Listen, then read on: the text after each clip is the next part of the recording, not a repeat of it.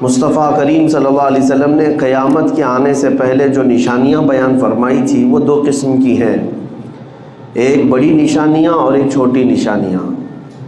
چھوٹی نشانیوں میں تقریباً سب وجود میں آ گئی۔ چھوٹی نشانیاں جن کو علامات صغریٰ کہا جاتا ہے وہ سب دیکھنے کو مل رہی ہیں۔ گناہوں کا عام ہو جانا، حضور پاک صلی اللہ علیہ وسلم نے جو چھوٹی نشانیاں بیان فرمائی اس میں یہ ہے زنا کثرت سے ہونے لگ جائے، شراب نوشی اور گانے بازی کی بہت زیادہ کثرت ہو جائے، ہر گھر سے گانے بجنے لگ جائیں۔ اور پھر اس کے علاوہ جو خاص علامت بتائی گئی تھی وہ یہ بھی ان تلد الامۃ ربتہا، تم دیکھو گے کہ ماں اپنا سردار جنے گی۔ مطلب یہ ہے کہ جو بیٹا پیدا ہوگا اپنے ماں باپ پہ ہی حکومت کرنے لگ جائے، ماں باپ کے اوپر حاکم بن جائیں گے بچے۔ یہ بھی چھوٹی نشانیوں میں سے ہے، یہ تقریباً وجود میں آ گئی۔ اور ایک نشانی میرے آقا صلی اللہ علیہ وسلم نے یہ فرمایا کہ تم دیکھو گے چرواہے اور چھوٹی قسم کے لوگ بڑی بڑی عمارتوں میں اور کرسیوں پر بیٹھ کر فخر کریں گے، حکومتیں ان کے ہاتھ میں آ جائیں گی جو چرواہے تھے، اور ننگے پیر گھومنے والے جو چھوٹی قسم کے لوگ تھے وہ بڑی بڑی عمارتوں پہ فخر کریں گے اور حکومتوں پر بیٹھ جائیں گے۔ تو کیا یہ علامتیں آج ہو بہو ثابت نہیں نظر آ رہی؟ مشرق سے لے کر مغرب تک، شمال سے جنوب تک، آپ یہ موجودہ سیاست کو اپنی نظر میں رکھیں گے اور ہر کنٹری میں آج حکومت اور رولنگ کس کی ہے ایک آپ انالائز کر کے دیکھ لیں تو تقریباً اس میں بیٹھے ہوئے لوگ وہی ہیں جو پچھلے بچھڑے ہوئے ذات کے لوگ ہیں، یا پھر ایسے لوگ کہ اچانک ڈاکہ زنی لوٹ مار سے نکل کر کے وہ حکومت میں آ گئے ہیں۔ یہ قیامت کی ان نشانیوں میں سے ہے جس کو میرے آقا صلی اللہ علیہ وسلم نے فرمایا۔ عرب کے بادشاہوں کا بھی حال یہی ہے کہ وہ پہلے کے دور کے بدو لوگ قزاق تھے آج کے، اور پھر اب ان کے ہاتھوں میں بے پناہ دولت ثروت حکومت ہے، اور ہمارے ہاں بھی یہی حالات ہیں۔ تو ان نشانیوں کے ساتھ ساتھ جو بڑی نشانیاں ہیں وہ قریب ہے آنے کی۔ بڑی نشانیوں میں سے سورج کا پچھم سے نکل آنا، دجال کا ظاہر ہونا، یاجوج ماجوج ایک فوج ہے جو پوری دنیا میں نکل کر تباہی مچائے گی، ان کا آنا، دابۃ الارض ایک جانور نکلے گا قیامت کی نشانیوں میں سے، حضرت امام مہدی کا ظاہر ہونا، حضرت عیسیٰ علیہ السلام کا آسمان سے اترنا، یہ وہ علامتیں ہیں جو بڑی علامتیں کہا گیا۔ قیامت کے آنے سے پہلے یہ بڑی علامتیں، ان کا ہونا ابھی باقی ہے۔ تو یہ بڑی علامتیں آنے سے پہلے کیا کیا ہوگا، بڑی علامتیں ظاہر ہونے سے پہلے کیا کیا ہوگا، ان میں اب جو قریب ہے جو ظاہر ہونے والی علامات میں وہ عالمی جنگ کا ہونا، جس کو میرے آقا صلی اللہ علیہ وسلم نے الملحمۃ الکبریٰ فرمایا۔ اسلام اور مخالفین کے درمیان دنیا کی ایک بہت بڑی جنگ ہوگی جس کا مرکز ملک شام بنے گا۔ حدیث پاک میں پورے الفاظ بھی ہیں جس میں مومنین اور مسلمین سے لڑنے کے لیے جو فوج آئے گی وہ 80 جھنڈوں کے نیچے، اور ہر جھنڈے کے نیچے 12,000 کی فوج ہوگی۔ رسول کریم صلی اللہ تعالیٰ علیہ وسلم نے ارشاد فرمایا وہ سارے متفق اور متحد ہو کر اسلام اور مسلمانوں کے خلاف جمع ہو جائیں، اور اس میں مومنین جو بکھرے ہوئے تھے، وہ منتشر جو تھے، وہ جمع ہو کر کے مقابلہ تو کریں گے، لیکن ان کی حالت یہ ہوگی کہ 1/3 حصہ میدان چھوڑ کر بھاگ جائے گا مسلمانوں میں، دوسرے دن دوسرا 1/3 حصہ شہید ہو جائے گا، قتل ہو جائے گا، پھر آخری جو 1/3 حصہ 1/3 بچا ہوگا اللہ اسے فتح عطا فرمائے گا۔ یہ ملحمۃ الکبریٰ جس کو کہا ہے میرے آقا صلی اللہ علیہ وسلم نے، اس کے آثار اب دنیا میں صاف نظر آنے لگ رہے ہیں، اس کی نشانیاں صاف نظر آنے لگ رہی ہیں کہ ہر جگہ دیکھیں کہ دنیا میں اور بھی تو قومیں ہیں، اور بھی تو ادیان ہیں، اور بھی تو مذاہب ہیں۔ چائنا والے کس چیز کو مانتے ہیں آپ کو پتہ ہے؟ وہاں کا ایک سب سے بڑا دھرم، وہاں کا ایک سب سے بڑا ریلیجین جو پہلے زمانے کا تھا یعنی حضرت عیسیٰ علیہ السلام کی بھی ولادت سے پہلے کا دین ہے کنفوشیوس، اس کے ماننے والے لاکھوں کی تعداد میں وہاں رہے، لیکن لوگوں میں اب اس کا چرچا بھی نہیں۔ بدھزم ایک دین ہے، ایک دھرم ہے، ایک ریلیجن ہے، اس کا کوئی چرچا نہیں، کسی کے لیے وہ ٹارگٹ نہیں۔ افریقہ کے کئی ایسے ہیں وثنیہ جن کو عربی میں کہا جاتا ہے، ان کے الگ الگ اپنے افکار ہیں، آج بھی وہاں پر بلی چڑھانے کے اصول، یعنی انسانوں کے قتل یا اپنے دیوی دیوتاؤں کے لیے انسانوں کی بھینٹ چڑھانے والے مذاہب آج بھی موجود ہیں، ان کا کوئی ذکر نہیں ہے۔ عیسائیت پوری دنیا میں ایک بہت پھیلا ہوا دین ہے، یہودیت ہے، ہندوازم ہے جس کو سناتن کہا جاتا ہے، آریہ ایک قوم ہے اور ان کا بھی اپنا ایک دھرم ہے۔ لیکن میں یہ سب باتیں اس لیے عرض کر رہا ہوں کہ دنیا میں بہت سارے ریلیجنس ہیں، بہت سارے دھرم ہیں، بہت سارے مذاہب ہیں، لیکن سب سے زیادہ کہیں پر کسی بات کا چرچا ہوتا ہے تو صرف اسلام کا، صرف اسلام کا۔ امریکہ میں، یورپ میں، آسٹریلیا میں، افریقہ میں یا ایشیا میں، بر صغیر میں سب سے زیادہ کسی دھرم کے نام پر ڈسکشن ہوتا ہے تو اسلام کے نام پر۔ سارے لوگ اسلام کو کیوں ٹارگٹ بناتے ہیں؟ ہر جگہ اسلام ہی کیوں زیر بحث ہے؟ ہر جگہ مسلمان ہی کیوں ٹارگٹ میں ہیں اور ہر جگہ مسلمانوں کے معاملات ہی کیوں بحث کے میدان میں آتے ہیں؟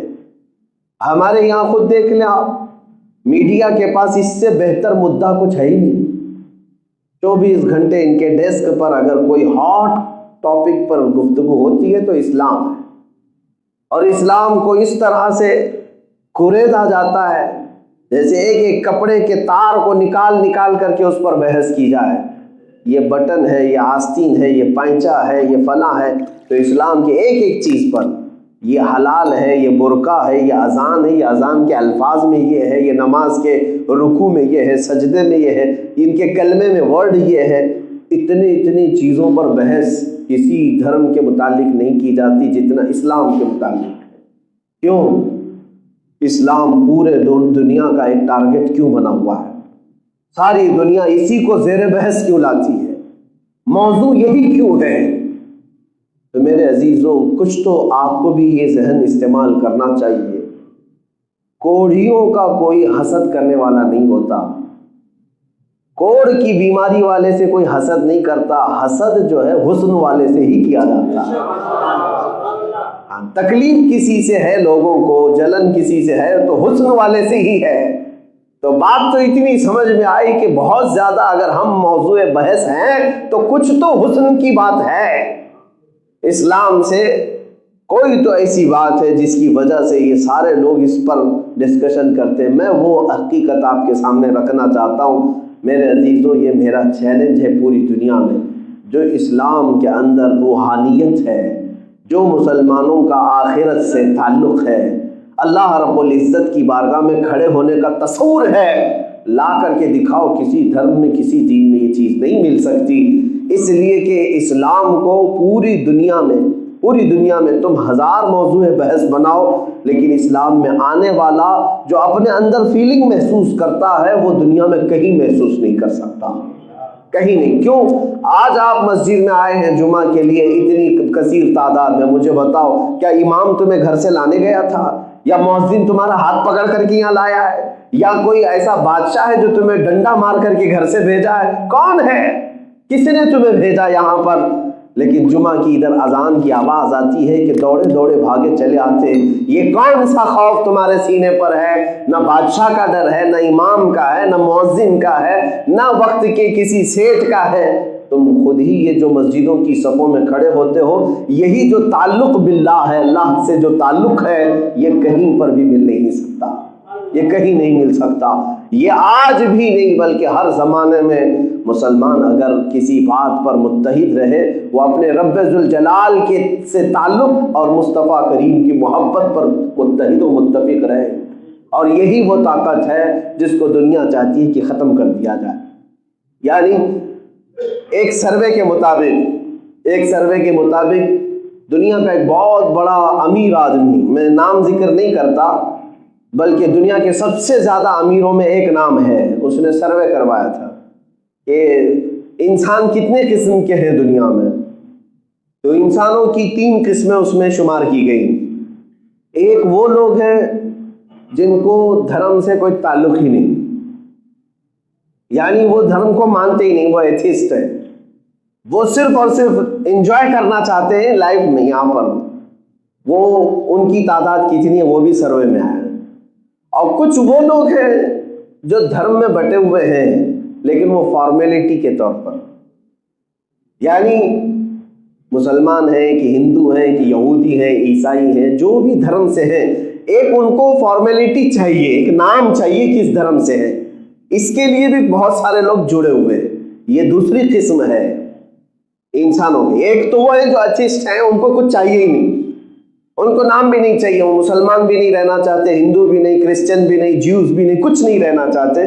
وہ انجوائے کرنا چاہتے ہیں دنیا میں، بس لائف گزارو اور چلے جاؤ. ایک قسم یہ انسانوں کی. دوسری قسم ایسی ہے وہ دھارمک تو ہے، یعنی مذہب تو ہے لیکن فارمیلٹی کے اعتبار سے بس نام.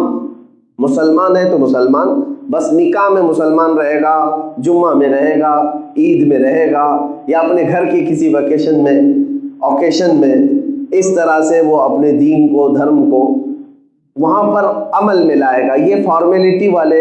اسی طرح ہندوؤں میں بھی کبھی کبھار گھنٹی بجا کر کے آ جائے گا، ہولی دیوالی میں وہ ہندو نظر آئے گا. کرسچنوں میں بھی ایسے بہت سارے ہیں. تو یہ دوسری قسم ہو گئی. اور تیسری قسم ہے انسانوں کی.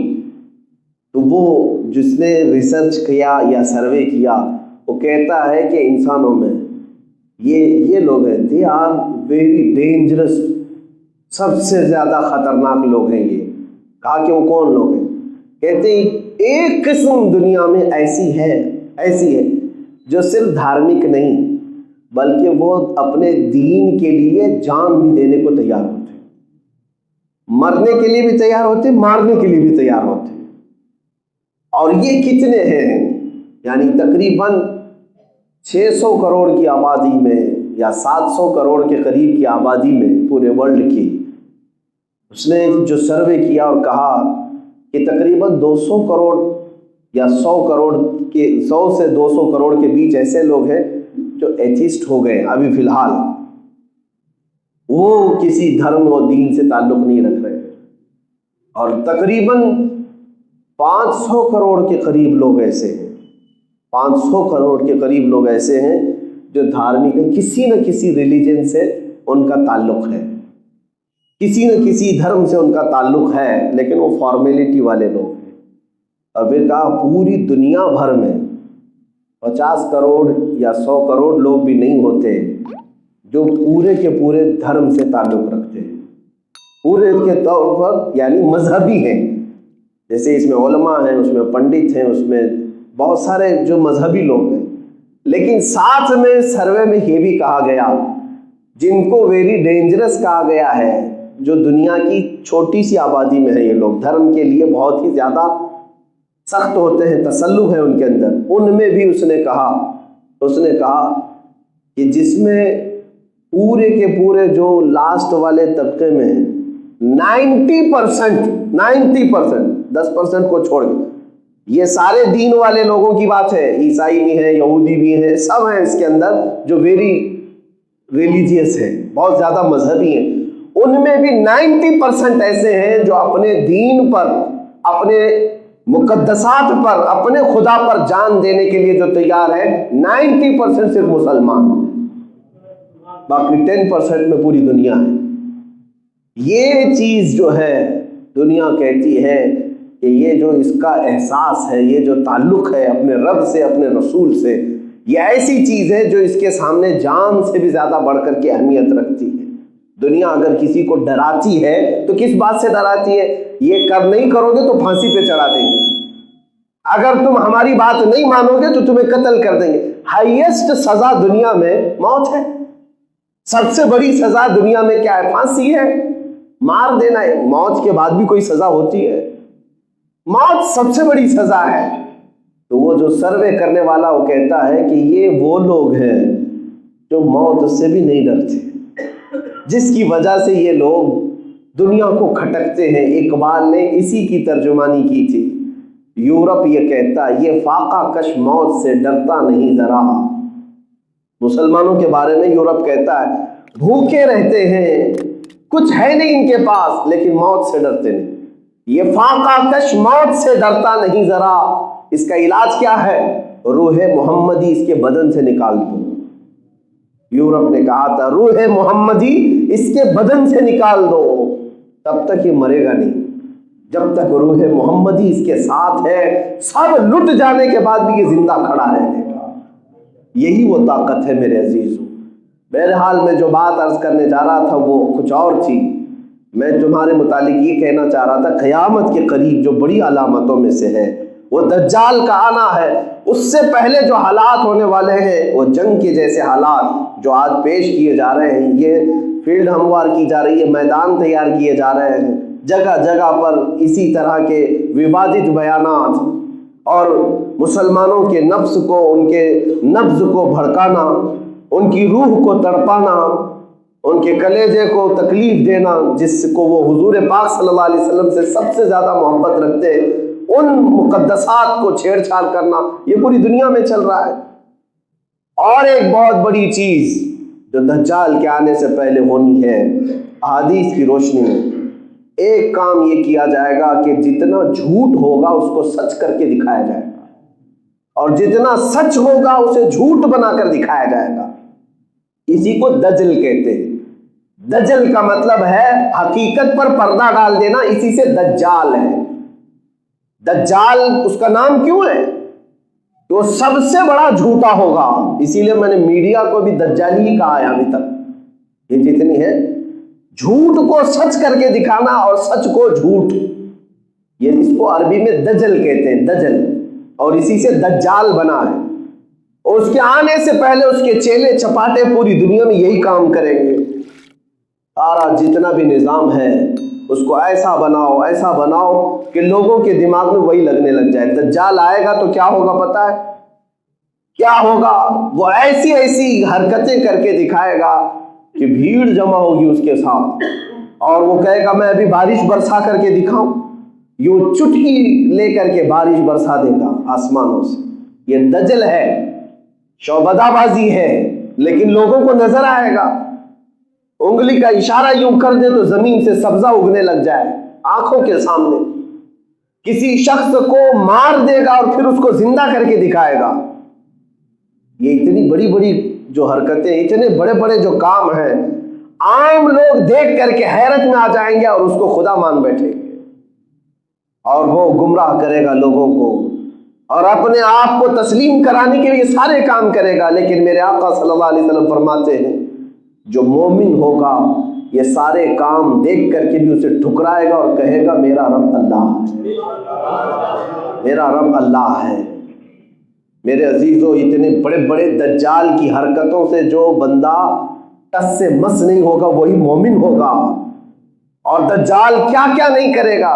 ایک بات یہ بھی بتا دوں آپ کو، آج جو حالات ہیں اس میں کچھ لوگ تماشا دیکھنے کی کوشش کرتے ہیں، کہہ رہے ہم بھی دیکھ کر کے آتے ہیں، ہو کیا رہا ہے دیکھیں گے نا ہم بھی.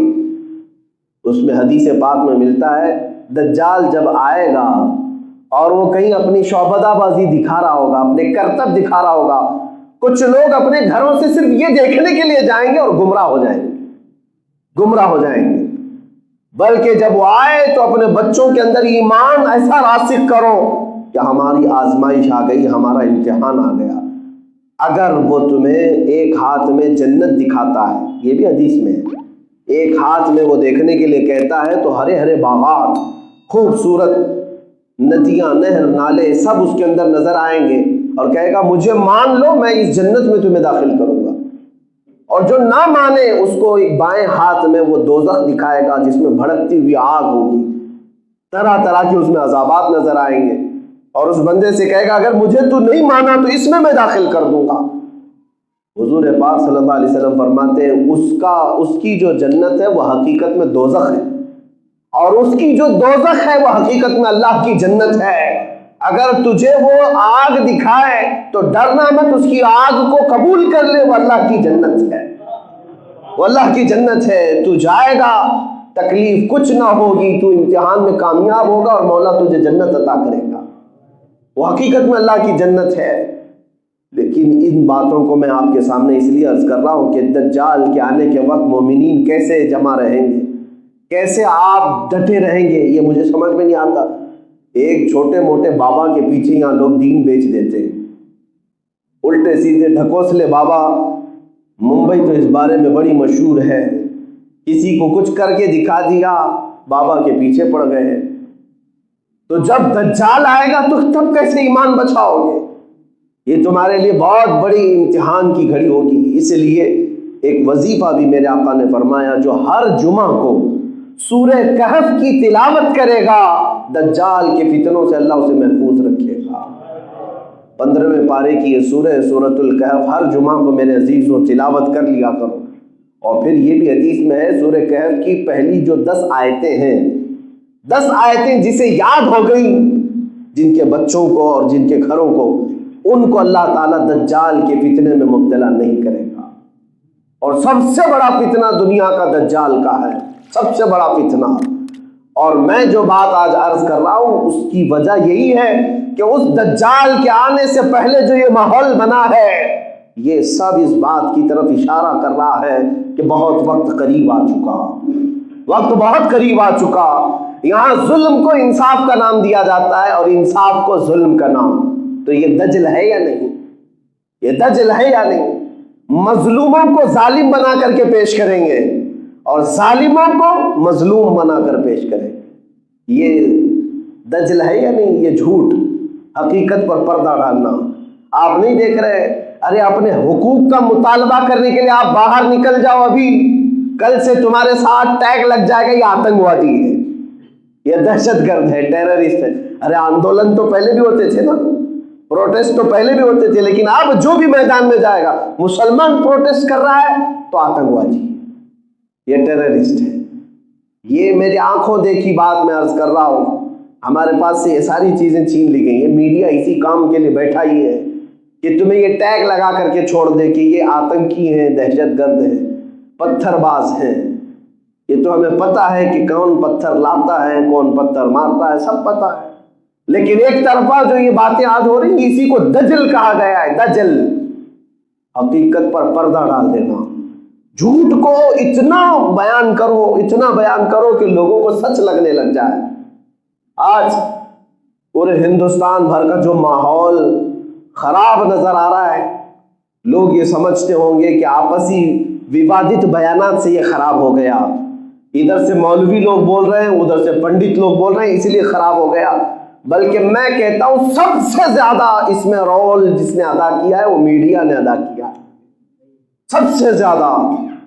اگر یہ چند چینل بند ہو جائیں تو پورا ہندوستان سکون کی سانس لے گا, سارے لوگ سکون سے بیٹھیں گے. نہ ہندوؤں کو پڑی ہے ان معاملات کی, نہ مسلمانوں کو پڑی ہے. آج جو حالات پورے ورلڈ میں پھیلا دیے گئے, مجھے بتاؤ کیا یہ صرف اور صرف ہمارے پروٹیسٹ کی وجہ سے آج پوری دنیا بھر میں ہمارے ملک کے متعلق آلوچنا ہو رہی ہے؟ نہیں, یہ سارا کا سارا نظام میڈیا نے خراب کیا ہے. جس کو چوتھا استمبھ کہا جاتا ہے, یہ تو ابھی دم بننے کے بھی قابل نہیں ہے.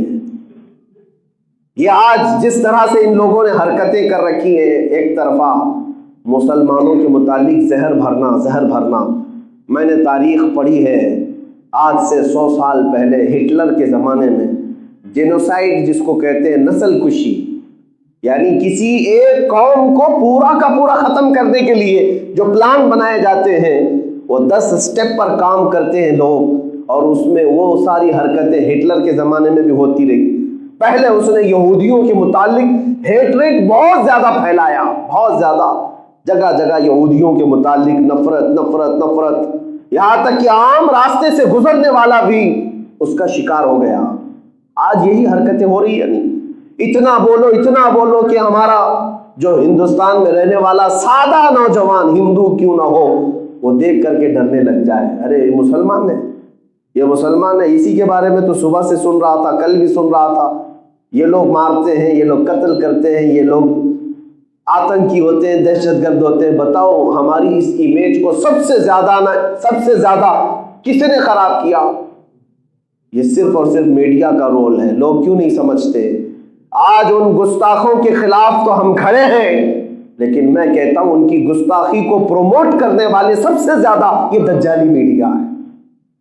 یہ اگر آج ہم نہیں سمجھے تو یہ سب کو سب ایسے نفرت میں، ایسے زہر میں گھول کر کے چلے جائیں گے. ان کا کیا ہونا ہے؟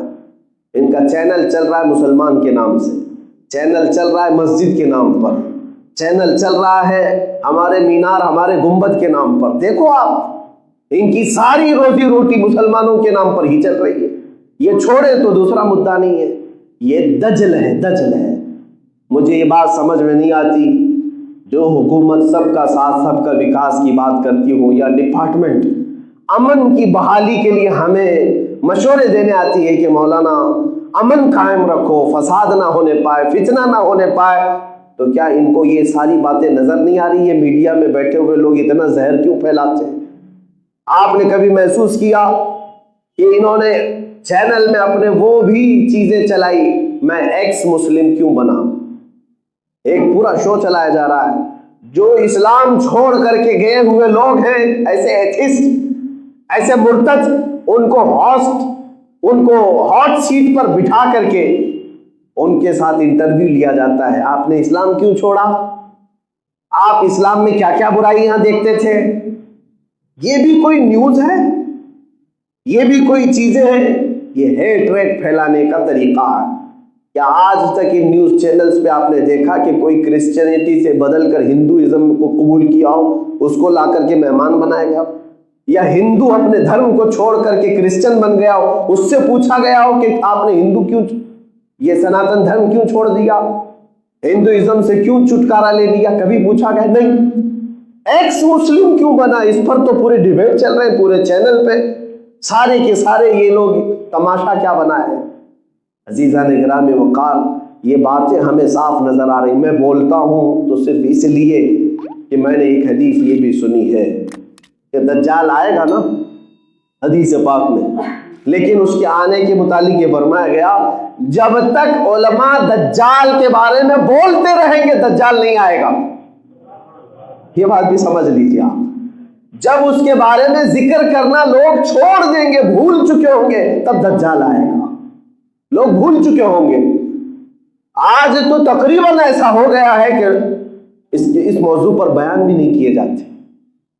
دجال کے دجل اور اس کے جھوٹ، اس کے فریب کو جس طرح سے آج پروموٹ کیا جا رہا ہے، اس کے بارے میں بیان بھی نہیں کیا جاتا. میں نے روایت میں پڑھا ہے کہ جب لوگ بھول چکے ہوں گے، اس کا ذکر بھی نہیں چل رہا ہوگا، اس وقت وہ دجال آ جائے گا. میں اسی لیے بار بار ذکر کرتا ہوں کہ مولا ہماری زندگی میں وہ فتنہ نہ آئے، ہمیں اس فتنے میں مبتلا نہ کرے. اس لیے کہ حضور پاک دعا کرتے تھے اللہم ان اردت فتنۃ بعبادک فاقبضنا غیر مفتونین. اے مولا اگر تو اپنے بندوں میں آزمائش کا ارادہ کر لے، حضور کی دعا ہے، اگر تو آزمانے کا ارادہ کر لیا ہے اپنے بندوں سے تو مولا اس آزمائش سے پہلے تو مجھے موت عطا فرما دے، اس آزمائش میں اترنے سے پہلے ہمیں تو اٹھا دے. جب حضور یہ دعا کرتے تھے تو ہم کیسے نہ کریں؟ اس لیے میرے عزیزو، آج جس طرح کے یہ ماحول پیدا کیے گئے ہیں، یہ ہمارا امتحان تو ہے، ہماری آزمائش ہے. لیکن میں آج جتنی بھی باتیں کہا ہوں یہ سب کان کھول کر کے سن لیں گے. میں آپ کو یہ باتیں صرف اتنی نہیں کہ آپ حاضرین سن رہے ہیں، دور تک بھی یہ لوگ سنتے ہیں.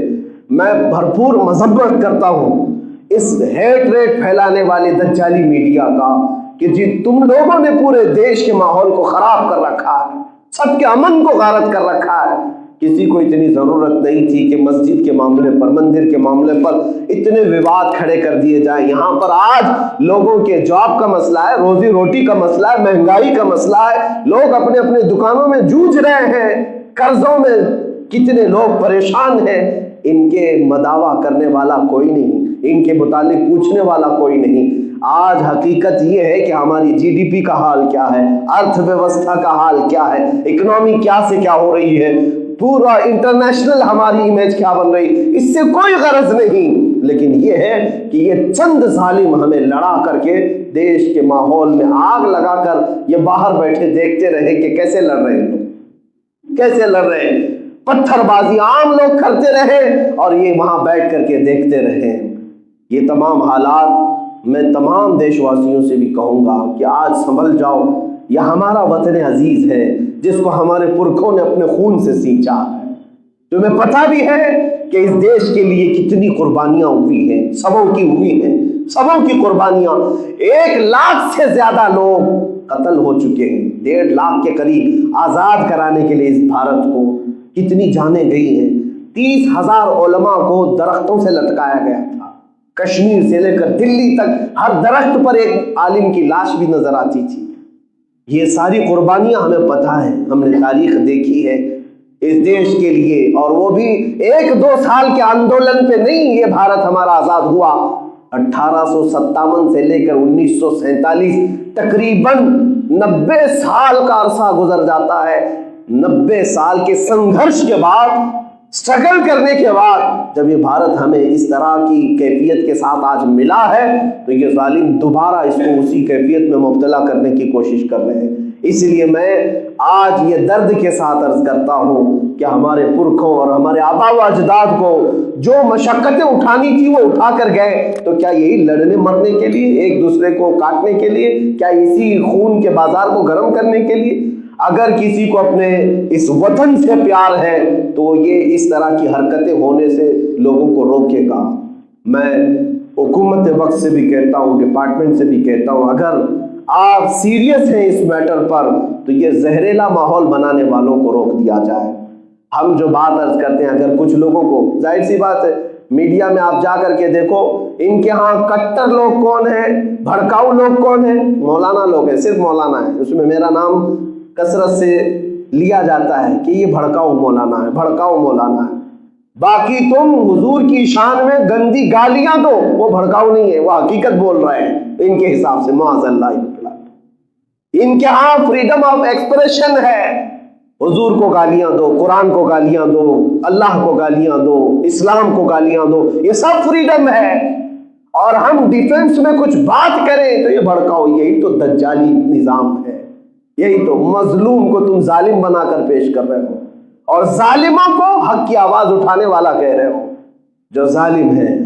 ایک بات میں آپ کو بتاؤں، اتنے زمانے میں میری تقریریں سننے والے لوگ بھی موجود ہیں، ہمارے پاس بھی اسٹڈی ہے، ہم بھی کئی دھرم اور کئی ادیان، کئی ریلیجین کو پڑھے ہوئے ہیں، ہم نے کبھی وہ تاریخ اٹھا کر کے آج تک رکھی نہیں کہ تاریخ میں فلاں جگہ یہ ہے، رام نے سیتا کے ساتھ کتنی عمر میں شادی کی، کرشنا نے، یہ لکشمن نے کتنی عمر میں اپنی شادیاں کی ہیں۔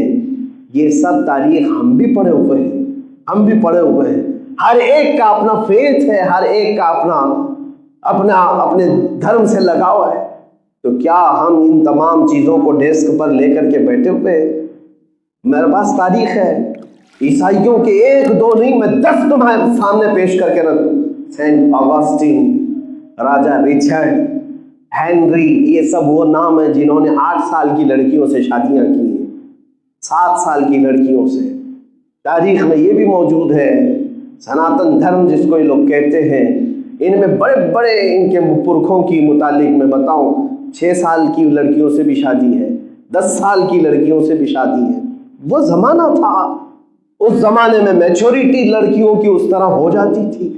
ہم نے کبھی ان تمام چیزوں پر اعتراض نہیں جتایا، لیکن یہ پوری دنیا کو بیوقوف بناتے ہیں۔ نبی پاک صلی اللہ تعالیٰ علیہ وسلم نے ماں عائشہ صدیقہ سے 9 سال کی عمر میں شادی کی، ایسا کر دیا، بچی سے نکاح کر لیا، بچی سے۔ ظالموں، تمہیں خبر کیا ہے لڑکیوں کے سائیکالوجی کو، ان کی طبیعت کو ہر زمانے میں، ہر موسم میں، ہر علاقے میں الگ الگ انداز سے ڈیفائن کیا گیا ہے۔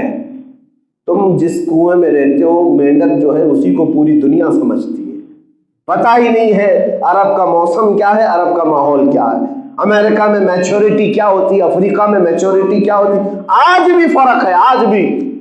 اگر آج 18 سال کی لڑکی کے لیے یہاں پر ہمارا دیش میچورٹی کا ایک سرٹیفکیٹ دیتا ہے کہ یہ شادی کے لائق لڑکی ہے، تو دوسری کنٹریز کیا پوری دنیا میں 18 سال کی عمر ہے؟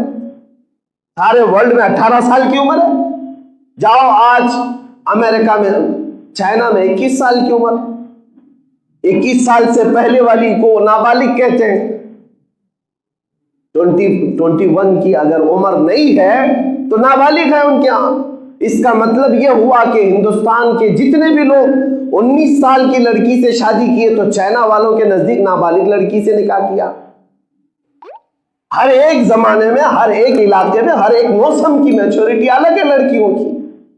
امریکہ میں کچھ ایسے اسٹیٹس ہیں جہاں خود ایک قانون نہیں ہے، ایک قانون پورے جو اسٹیٹس آف امریکہ ہیں USA میں، سب جگہ لڑکیوں کی میچورٹی کی ایک عمر نہیں رکھی گئی۔ بعض جگہ 18 ہے، بعض جگہ 16 ہے، بعض جگہ 20 ہے، الگ الگ۔ تو ایک دوسرے کا جو یہ اختلاف ہے۔ اور جب ہم پچھلے زمانے میں جائیں تو وہاں پر لڑکیوں کی میچورٹی بہت جلد ہوا کرتی تھی، بہت جلد ہوا کرتی تھی۔ اب یہاں پر موجود بڑے لوگ جو ہیں وہ خود ہی اپنے ماں باپ کی شادی کے بارے میں پوچھ لے، پتہ چل جائے گا۔